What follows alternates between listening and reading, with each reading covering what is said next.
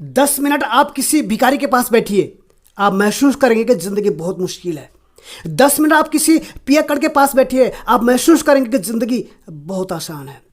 10 minute आप साधु संत के पास बैठिए, आप महसूस करेंगे सब कुछ दान कर दे और संन्यास ले ले।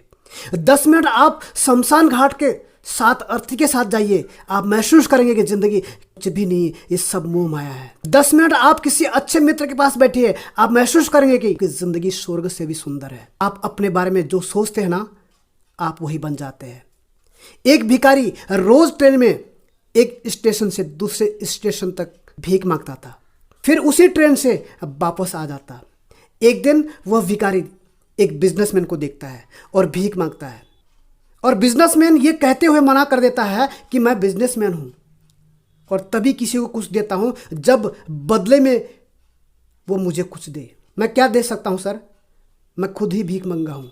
बिजनेसमैन उसे इग्नोर करके चला जाता है। इस बातचीत का भिखारी पर गहरा असर पड़ता है और वो रात भर सोचता है कि बदले में क्या दे सकता है। अगली सुबह स्टेशन से कुछ फूल चुनता है और उसे पैसा या भोजन देने वालों को वो फूल देने लगता है। धीरे धीरे यह उसके रोज की आदत बन जाती है और उसे फूल वाला भिखारी नाम से जानने लगे। बहुत समय बाद उसकी उसी बिजनेसमैन से मुलाकात होती है। वह उसे भी फूल देता है, जिसमें वह चकित रह जाता है। वो कहता है, हो तुम भी मेरी तरह बिजनेसमैन बन गए, मुझे तुम्हारा एटीट्यूड बहुत अच्छा लगा। अब भिखारी ट्रेन से बाहर उतरता है और जोर जोर से कहते हुए चला जाता है कि आज से भिखारी नहीं कारोबारी बनूंगा। कहते हुए वहां से चला जाता है। ये सुनने वालों को लगता है कि वह शायद वो पगला गया है। उसके बाद वह भिखारी दिखाई नहीं देता। 4 साल बाद उसी कंपार्टमेंट में 2 सूटधारी बिजनेसमैन यात्रा कर रहे होते हैं। एक यही पुराना वाला और एक नया बिजनेसमैन ने पुराने वाले बिजनेसमैन से हाथ मिलाया और कहा, मुझे पहचाना? पुराने बिजनेसमैन ने कहा, शायद मैं आपसे पहली बार मिल रहा हूं। नए बिजनेसमैन ने उसे बिजनेस कार्ड थमाते हुए कहा, नहीं सर, हम पहले 2 बार मिल चुके हैं।